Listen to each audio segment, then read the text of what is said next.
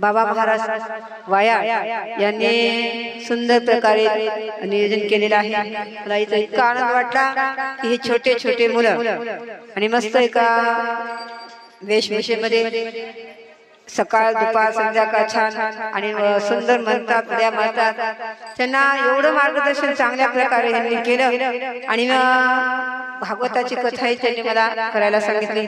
मी म्हणलं कार्याचं कीर्तन मी न करता तुम्ही करा महाराज, पण महाराज मी खूप म्हणलं मी पूर्ण भागवत वाचलं म्हणलं 7 दिवस, तर आपण कार्याचं कीर्तन करावं। पण ते म्हणजे नाही तुम्हीच करा तुम्हीच करा म्हणल्यानं जशी जमल मी तशा पद्धतीने केले आणि म्हणून खरंच आपल्या मुलांना आपण असे संस्कार घडवावे। आता आपण पाहून तरी आपल्या गावाकडे गेलो तर आपल्याला असं वाटलं पाहिजे की आमच्या मुलांना आम्ही अशा प्रकारचा संस्कार द्यावा।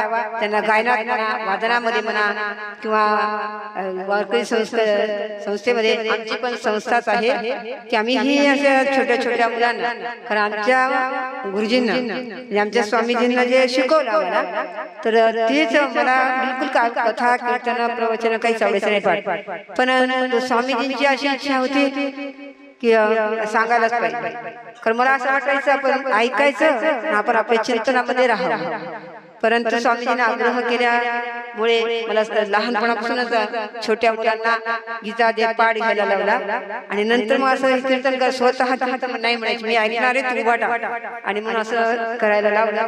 तर आता जशी त्यांच्या आम्हाला खूप शिकवलं त्यांच्या कृपेला जयाचे कृपा तुषारे परतल्या विद्येचे मोहिरे तर असं त्यांच्या कृपा प्रसादाने जेवढं मला काही थोडं म्हणजे त्यांनी खूप सांगितलं सागरासारखं सांगितलं अथांग, परंतु माझी संस होती त्या टिटवीसारखी जेवढं माझ्या म्हणजे मनामध्ये मला धारण करता आलं, पण सांगतात जयाची कृपा तुषार किंवा तुषार थेंब बारीक बारीक तुषार थेंब सुद्धा नाही।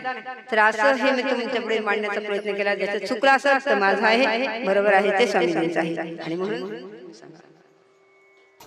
कुंडली गौरधर श्री शारदेव पंढरीनाथ भगवान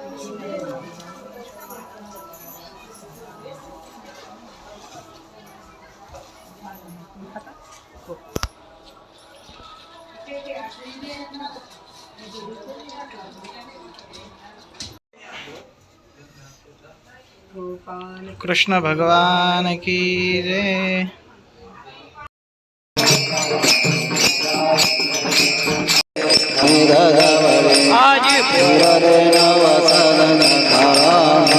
प्रेमे सप्रेम आरती गोविंदा देव भारती धन्य ते लोचना नित्य करती